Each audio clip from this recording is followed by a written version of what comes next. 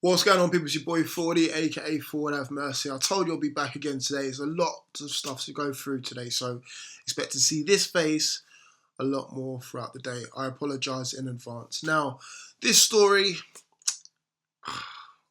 is the one that I don't want to believe, but at the same time, it's gathering pace, so I thought I'd report on it anyway. So, apparently, Callum McManaman has been linked heavily. Well, he has been linked, I'm not even apparently. He has been heavily linked with a move to Newcastle United. I definitely need your thoughts on this one because I know what my thoughts are, and I'll tell you right now. I don't want to see him here. I think it will just leave too much bad blood in between him and Haidara. Now, if you haven't known by now, obviously Callum McManaman, was responsible for basically leaving Haidara in basically a bit of a train wreck injury, really. If you haven't seen it, you'll have to see it by now.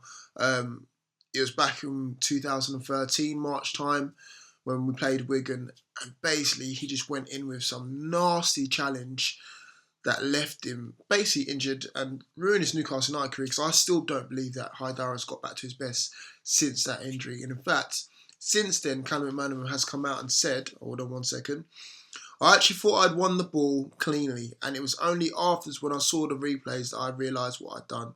It's something I regret, and if I could go back in time, I'd make sure it didn't happen. But it did. And all I can do now is work on my game and try and make sure it doesn't happen again. So, could you imagine if we sign McManaman and Haidara's there at training, and then they just look at each other with that awkward silence like, you alright, cunt? And then McManaman goes, you know what, mate? It's just going to be awkward, man. So, I don't know. Although, if we do sell McManaman, it could spell the end of Haidara's career here at Newcastle United. Maybe I'm reading too much into it, but again, it might have a knock-on effect on Haidara's career, because all in all, we have now, at least 4 recognised left-backs at the club. So one of them does have to leave, and it could be Haidara. If you don't know who those 4 are, obviously Lazar just signed, Dummett, Jesus Gomez can play there as well, and of course Haidara as well. So again, with the McManaman signing, if it does happen, that is, this is what might happen.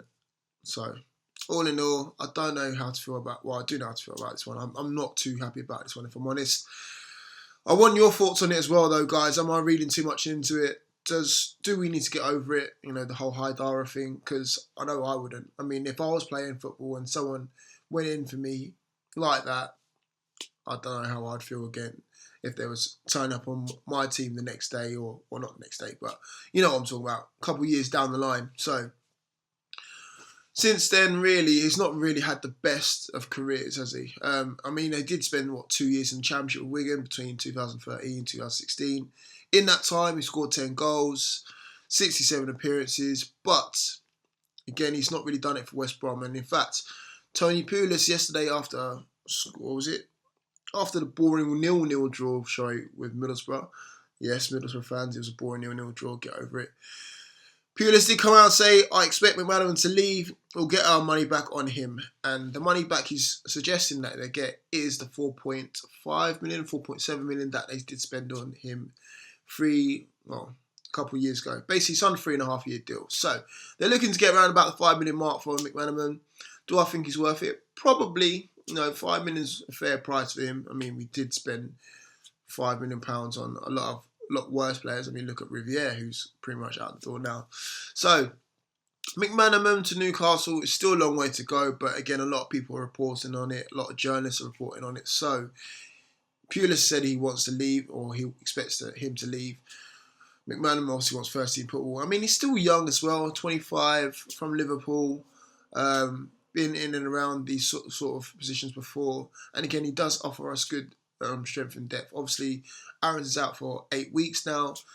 We've only really got Richie as a recognised winger. Gouffran obviously is playing there, but he can play a couple of positions as well. Atsu might be on the way, but I still believe we do need another winger, and this might be it as well. So, let me know your thoughts on him. Let me know, does he belong at Newcastle United? Is he a Newcastle United sort of player? At the moment, Rafa's bringing in grafters, people who can not only suit this league, but I believe can suit the next league above as well. So, again, he didn't have the best of times at West Brom, or at West Brom at the moment, because he's still there, registered player. So should we really look to bring him in? What can he offer going forward, and obviously out wide as well? So I'm going to see you guys very, very soon, because I've got another video to put out after this. I don't want to kind of mix the two together. So let me know your thoughts in the comment section below, guys. I'll see you soon. Keep it tuned. Peace.